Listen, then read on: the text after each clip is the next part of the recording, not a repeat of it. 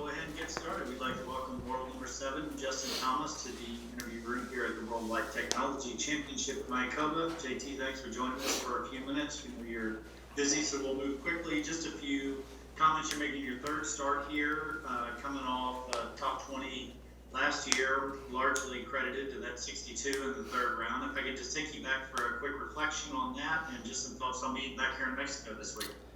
It's a really fun track. It's a cool course. It's all right in front of you. I mean, you have to drive it well, and especially being on the water like this, you can get a lot of wind, and with the holes kind of sitting down through the trees, as you can't feel a lot of the crosswinds when you get on a lot of tee boxes, and the ball can really move a lot. So you need to have control of your flight, control your trajectory, and what you're doing, and short enough to where if you are hitting it well, you can make a lot of birdies. But it's a place that I do feel like I can play well, but you can get exposed pretty quickly for not playing well. So I've been working hard the last week to put the ball in the fairway and work on my wedges to give ourselves a lot of birdie chances. So we'll see what we got. Okay, and one question for me, one more question, and we'll open it up. Making your second start of the season, coming off a tie for 18th CJ Cup, just kind of assess the state of your game as you feel you're heading into the week with. Yeah, it's like I said, I really worked hard last week. I mean, I tried to not, take this event lightly. I tried not to just think of it as a vacation, although it's kind of hard to at times, as beautiful as it is, and maybe wanting to cut practice sessions short to go hang at the beach or the pool. But it's, I feel like this is a great opportunity to come here and try to get a win before Kapalua and to start the season off well. And my game is close. It feels like it's just rusty is really all it is. It's the aspect of not playing as many competitive rounds, which this time of year I think a lot of guys are. So I'm not alone in that. But unlike Vegas, it took me a little bit to kind of get in that mindset and that zone. Hopefully, it'll just happen a little bit quicker this week to where I'm able to learn from that. So I think I'll be able to feed off of that and hopefully get the momentum going a little earlier this week. Okay, perfect. Well, with that, we'll open up and take a few questions. We'll start with Cameron Morfitt from PGAtour.com. Yeah, hi JT. Question about your buddy Mike Visacki. He's had a pretty good little run. He's in the Q School Corn Ferry Tour Q School final stage this week. I just was wondering what your thoughts are on his progress as a player. Mostly from afar, but I guess you guys played together last week. Yeah, I don't. I'm fortunately, whether it's spending time with him or just kind of being in touch with him and him and his dad, it's really kind of getting to learn the story a little bit more. And he's obviously a grinder. He's a fighter. He's been playing and trying for a while, and he's I learned about he's kind of had some back issues that he had happened a handful of years ago at Q School and stuff like that. And that's the hard part about this game, is that it just doesn't, things don't happen just because you think they should, and I think that's something that not only for him, but a lot of guys, they feel like they deserve to get status because of whether how hard they worked or because of how good of a story it is. And golf doesn't really care, sports don't really, that's not how it works. It might work out in the end if you do play well, but he's a really good player. I never played with him. I just obviously seen and heard we were going to play a practice round at Colonial last year until the rain out. But he's only like 3 hours away, so he drove to Jupiter and we played last week on, I think it was Friday, and I was really impressed. He drives the ball really well, hits his irons really solid, and you can tell he's the kind of guy to where if his wedges and chipping and putting are good, then he's he's got a chance to really have a good career, professional career. So I'm obviously pulling for him. I went through Q School. I went through all that. It's very stressful and it's very pressure filled. And there's a lot of guys I'm pulling for, but I'll definitely be hoping for the best for him. All right, thank you. Mm-hmm. Okay, next up we've got Daniel Rappaport, Golf Digest. Daniel, go ahead. Yeah. Hi, JT. With the news of Greg Norman being the new CEO of Live Golf Investments, it feels like this thing is becoming real. We're going to have tournaments next year. You've stated in the past that you're happy where you are on the PGA Tour. I'm just curious, what was your reaction to the news that I heard last week? Yeah, I didn't know about it. I mean, I'd heard rumors, but I didn't know that news broke. Again, just because I'd heard over the last handful of months, it wasn't, I guess, a surprise. I mean, I'm probably least in the know of any of the top however many ranked players in the world. I'm focused on what I'm doing out here, and obviously I'm trying to listen and talk to players and people and hear as much as I can. But at the same time, what's most important right now is my career on the PGA Tour and me playing well in Mexico this week. So I think that's just kind of the route that I'm trying to take it. And yeah, I mean, I know Greg a little bit. I know that this has kind of been a vision and a hope for a while, at least from what I understand. So I know he's excited, and the guys that are excited to potentially go do it are probably even more so. But like I said, I'm worried about what I'm doing out here at the moment. And in his remarks afterwards, he basically said that he feels like maybe stars aren't compensated well enough in the current structure. Do you feel like that's the case on the PGA Tour?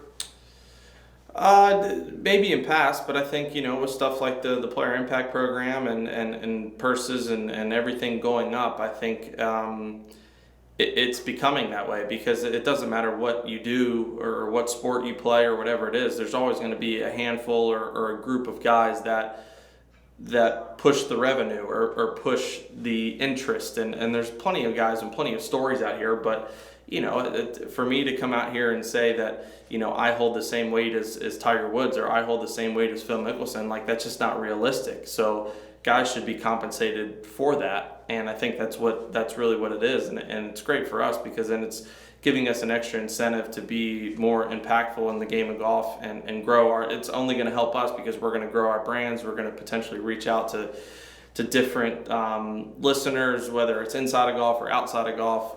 That will just not only help us, but help the entire game of golf. So I think it's getting that way to where it is taking care of that, and I understand what he's saying. But yeah, I think that was something that maybe wasn't addressed as much in the past, but is a lot now.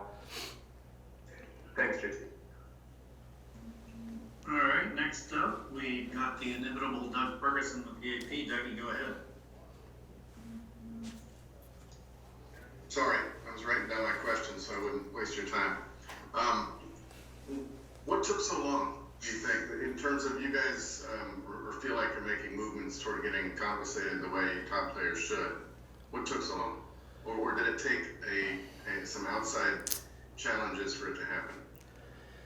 That's a good question. I don't know, and I think all of this has been better for me personally, and I think a lot of us, just to understand and have conversations with the tour, with our agents, with other players, because at the end of the day, if the PGA Tour is winning, we're also winning. If we're winning, the PGA, we want to all grow together, and I think that's kind of been the main thing that's come out of this is look, we can better our product, and we can get better because of stuff like this. We can learn from it, but I just think that a lot of it was honestly the players not knowing, and also maybe the tour not understanding that it could be done differently, and that the players even felt that way. Because I know, for one, my first couple of years, I felt like I didn't necessarily have the place or the voice to go to a Jay Monahan, to go to an Andy Pazder, to say how I feel about what things are going on in the tour, when in reality, it sounds disrespectful to say, but they work for us. You know what I mean? It's like, it doesn't matter if you're the 120th ranked player in the FedEx Cup or the second.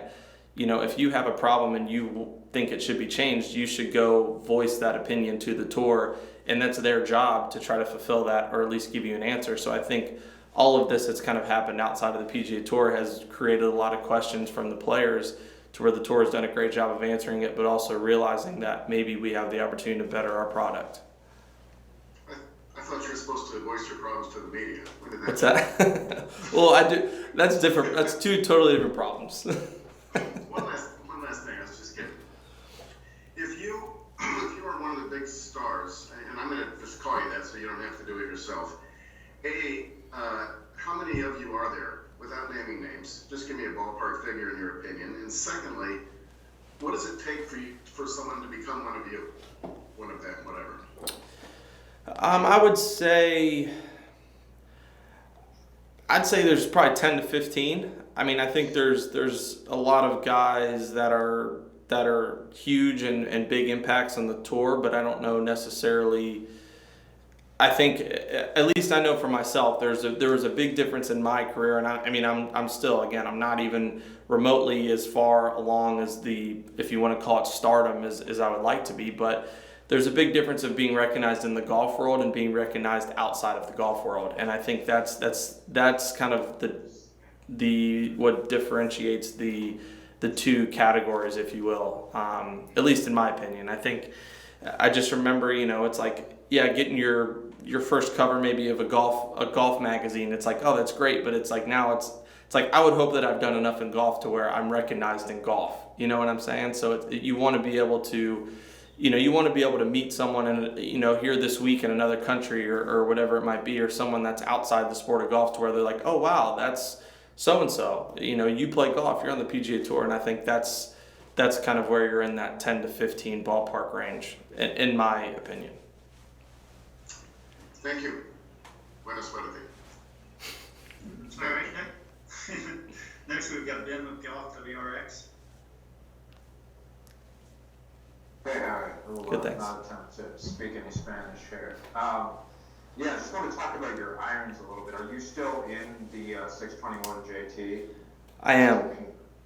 Cool. And my understanding, correct me if I'm wrong, is that they're kind of based on the modifications to the 620 MV that you wanted to see, sort of the way that set was adjusted for you. Is that true? Yeah, it was really cool, just because I've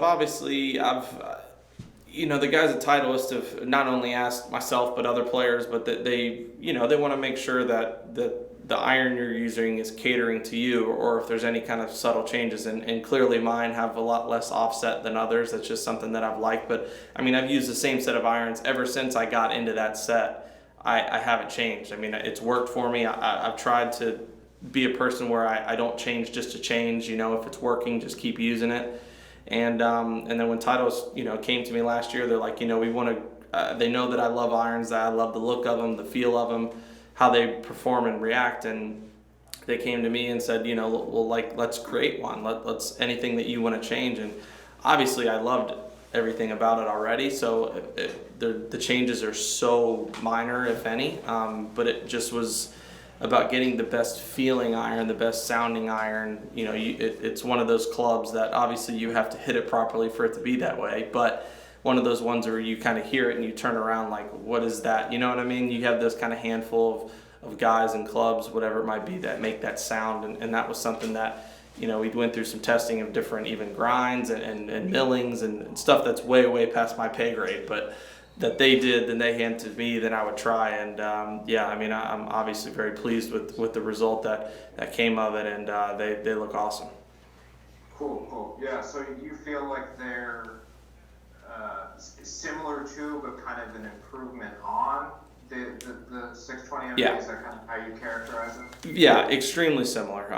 Definitely to the ones that I used. I mean, it seems like it has a little bit of a cleaner look, and a lot of it could be me just trying to find more just because it's new when really it's not that different. But I mean, that's the thing that I think Titleist does such a great job, is they know that, I mean, literally through the bag and the golf ball, is that all their product is really good, clearly from the sake of how many people use it. But when they come out with something new, they just make minor subtle tweaks to where if something's really good and you have a lot of guys in a driver or 3-wood, you don't want to come out with a new driver 3-wood that's completely different, because clearly everybody liked it.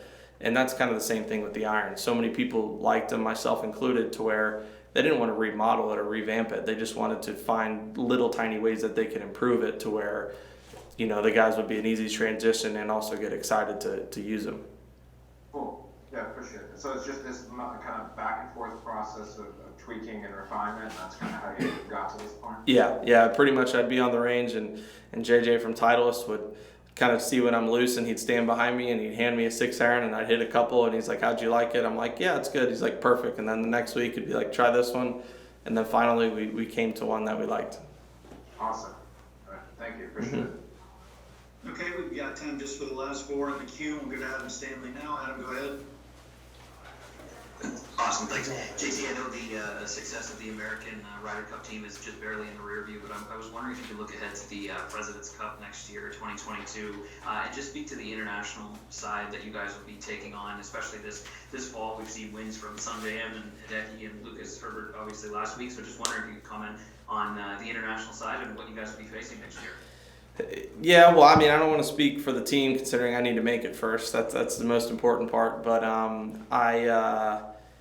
I mean, I think the international side is only getting better and better. I mean, I think that was proven in Australia. I mean, it was an unbelievable tournament, an unbelievable competition between the two of us. And I mean, it's not only great for us; it's great for the tournament. It's just great for everything. And I think the internationals aren't looking to do anything but continue to improve. And I mean, even in past years, I mean, again, I've only played in 2. It's not like, you look at the team lightly no matter who's on the team. Just because Team US may have more accolades and wins put together, that doesn't mean that, I mean, you go put me against Sung J M and I know he's going to be extremely difficult to beat.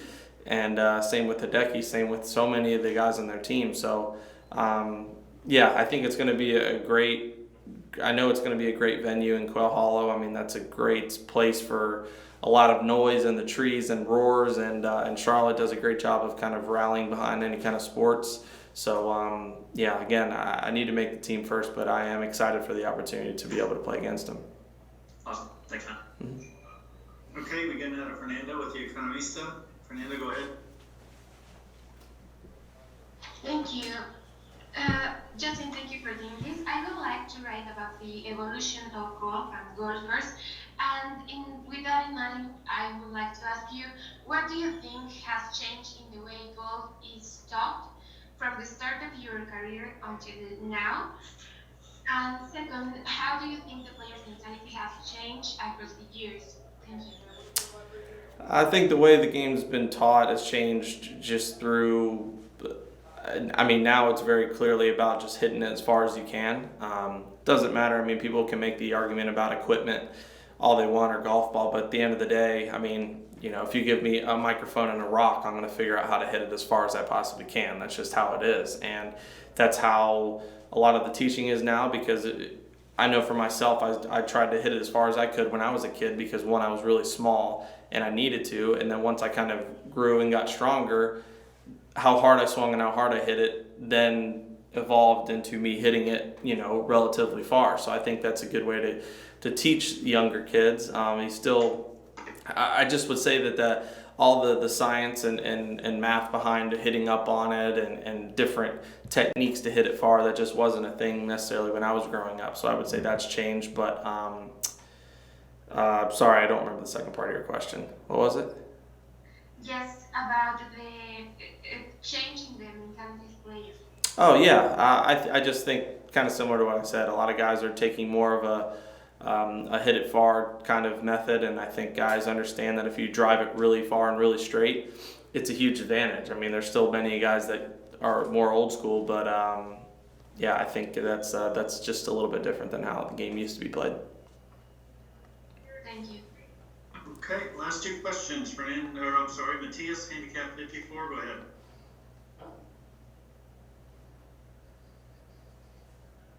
Matthias, you there? All right, we'll try to come back to you, Pepe, with Multimedias. Go ahead. Yeah, hi Justin from Millennium Multimedias in Mexico. Talk a bit about what you found out about last year about coming here to Mayakoba. What do you like most about the golf course? Why do you think more top players are coming back to this tournament every year? This is the best field that Mayakoba has ever had. And also, from my understanding, you're really close to Adam Ansel. And he has won already the WGC at Memphis. That was a huge win for Mexico. Mm-hmm. Every time he's gotten better, top 10 in the FedEx Cup last year. What have you seen in his game, and where do you think he can go forward from here?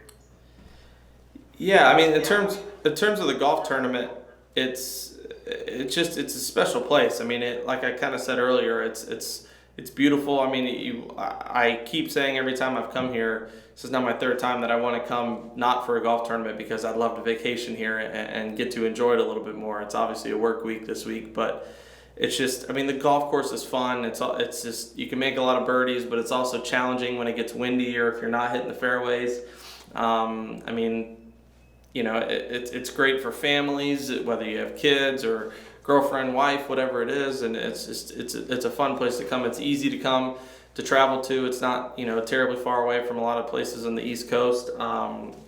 In terms of Abraham, you know, I haven't actually played with him very much, but I just obviously see his name up on the leaderboard every single week, and it's extremely impressive, you know, how he's done as well as he has. You know, he's very old school, just hit the fairway. He's kind of reminds me of like a Zach Johnson, to where he plays within himself. He doesn't try to do anything more than what he has, but he's really, really, really good at what he can do, and he knows that. And I think that's something that a lot of, you don't want to say shorter hitters, but what a lot of players that maybe don't have the 320-yard carry get in the trouble of is like, oh, I have to hit it far, I have to do this. When Abe knows what he has is plenty good enough, and he's proven that, and he just continues to get it better and better. But he's obviously such a good dude and so well liked out here. You know, I haven't heard anybody that said anything negative or bad about him, and I certainly wouldn't. So, you know, I look forward to spending some more time with him, and I'm sure battling it out with him some. And I'm sure Mexico is very proud of everything he's done, you know, for the game of golf,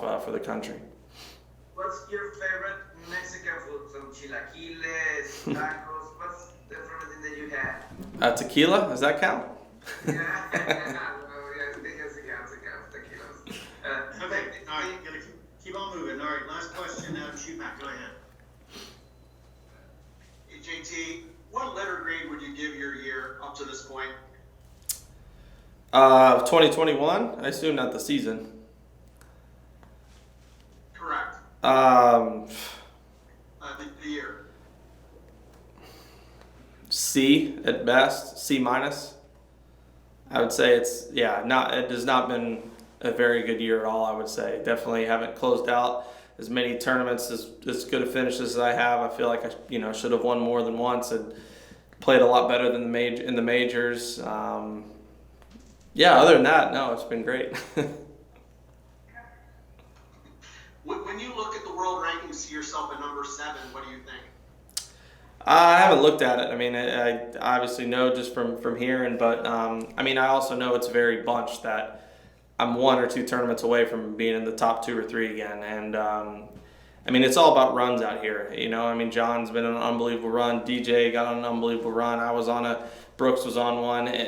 Colin's been on one. So everybody gets on these runs of the top players, and I know that I'm due and ready for another one. It's just a matter of when it'll happen, and I just need to stay in the right mind frame for it too, because you know, it's like I kind of said earlier, this game doesn't necessarily owe you anything. I just got to keep working and put myself there, and once I get on a little bit of a run, you know, the world ranking stuff will take care of itself.